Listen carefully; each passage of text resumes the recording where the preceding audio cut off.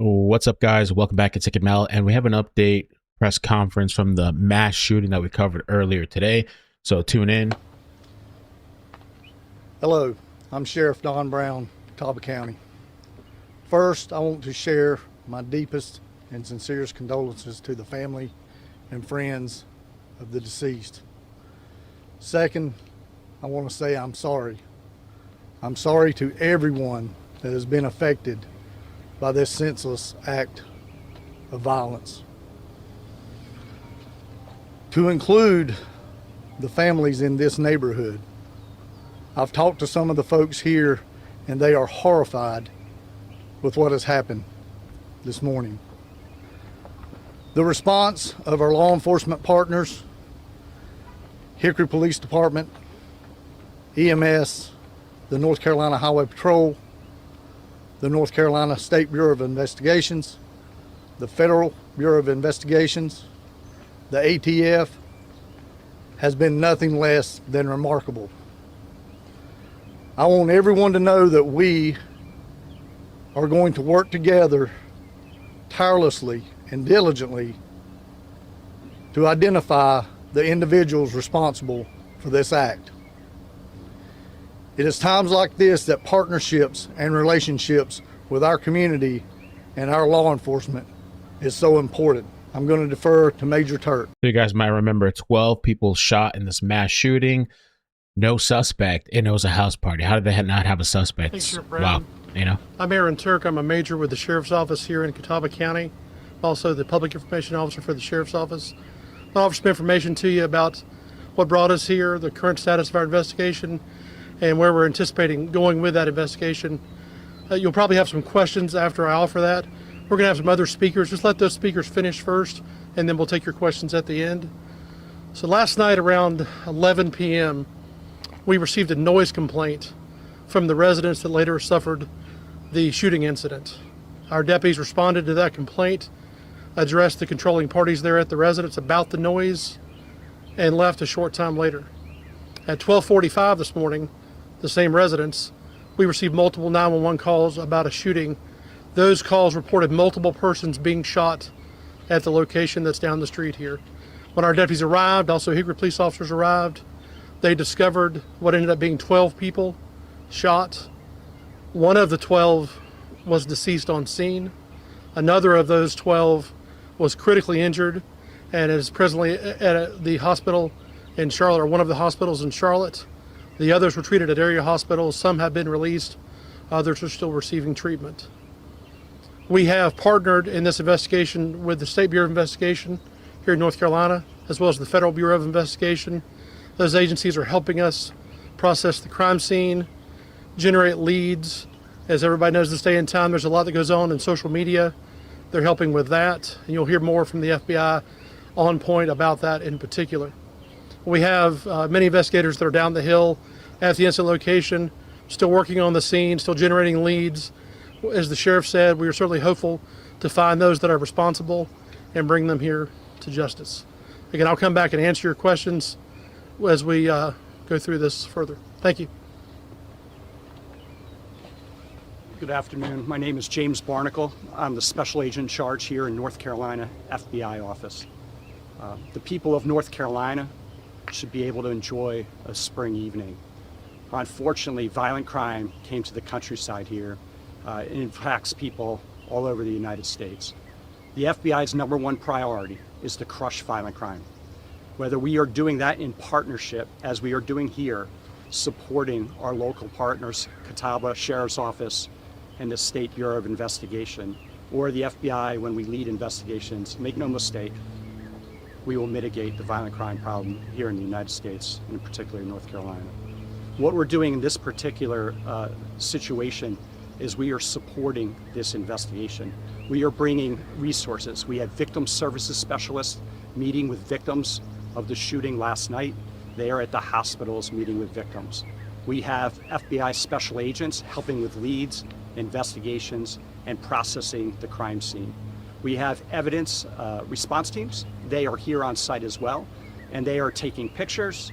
They are looking at trajectories of bullets, and they are helping to collect the evidence that's on scene. Also, the FBI is setting up a tips line, a digital tips line.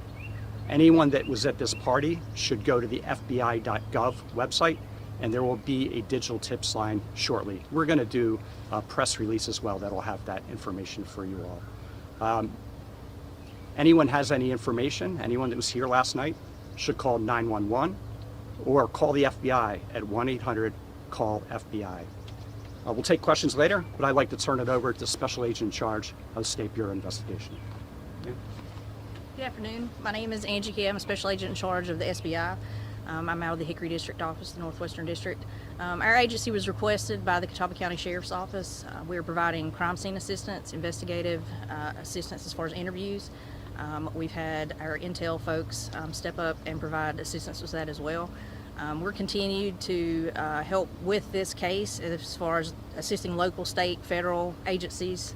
Like it's already said before, we're here until we can figure out who done this. So if anybody has any information that they'd like to pass along, there'll be some resources at the end that you guys can reach out to. Thank you. Good afternoon. My name is Scott Riley. I'm the district attorney for Burt, Caldwell, and Catawba counties. And I'd also like to offer my deepest condolences to the families of all of the victims involved.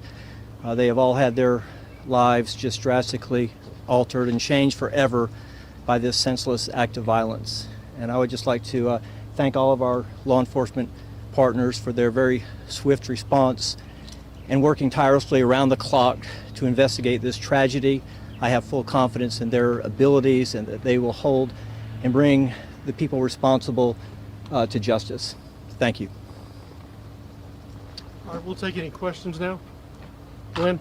Yeah, do you have an idea how many shooters you were looking for, and were they already at this alleged party, or did some of them come up after the fact?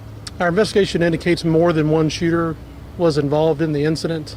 We are still working to determine when they arrived, how they arrived, and what the reasoning was for their presence, also the motive.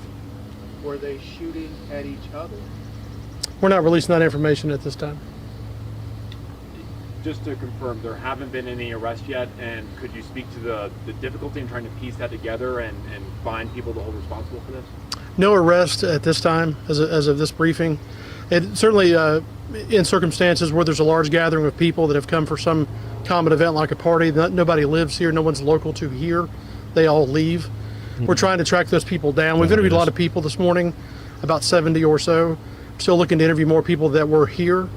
And it has been difficult to find those people and to encourage people that might not have the inclination to be truthful to otherwise help us out in this investigation. Do you have an idea of the age ranges of some of the, like the party that was happening here? Kids, teenagers, adults, what kind of mix of people were at this party do you gather so far? It's fair to say it was a mix of people. We have identified some people that were here that were under the age of 21 in their teenage years, and then persons in their 20s and older. Any idea in terms of, was it the noise that sparked this, or what sparked this? Candidly, we don't know. We're searching for the motive, using all of our resources, trying to establish a motive and then find those responsible. It doesn't appear to have been the noise. Other factors and animosity between parties, we're looking into all that that might be out. Have you identified the victim who has been pronounced deceased, and can you share that information with us at this time?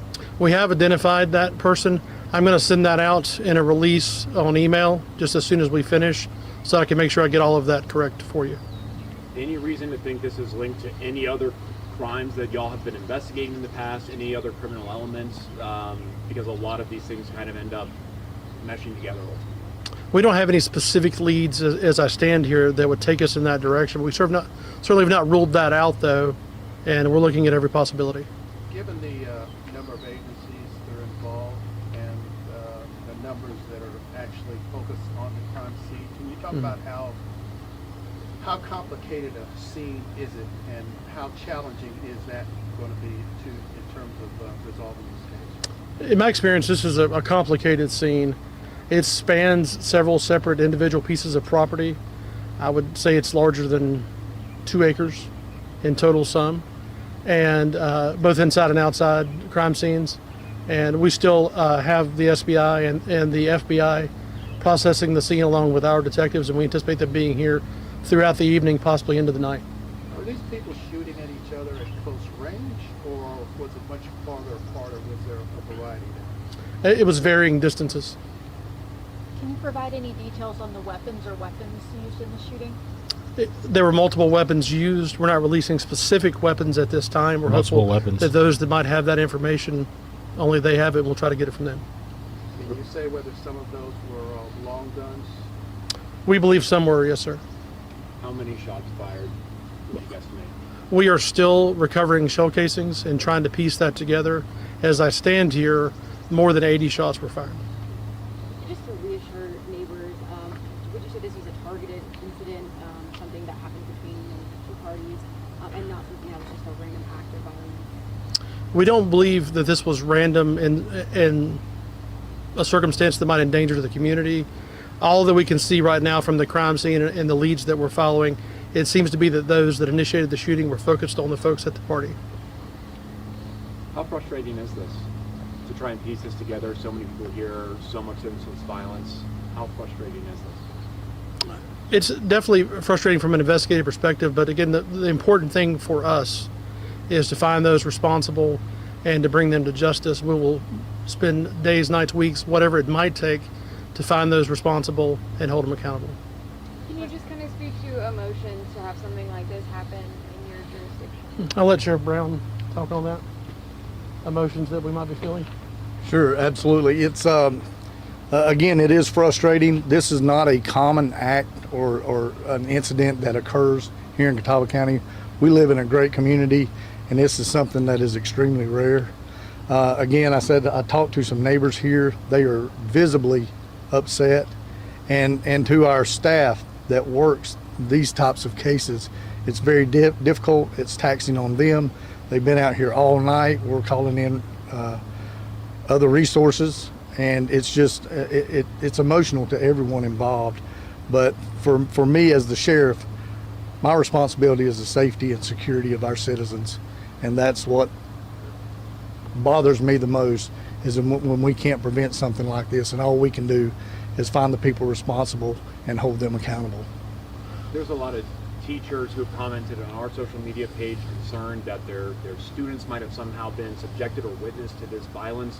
Anything you could say to just how young some kids are who are being exposed to this type of violence right now, not knowing anything about the suspects, obviously? Well, not with just this incident. We're seeing more and more violence with our youth and our young folks, and whether it's them actually committing the crimes or the people that they're victimizing.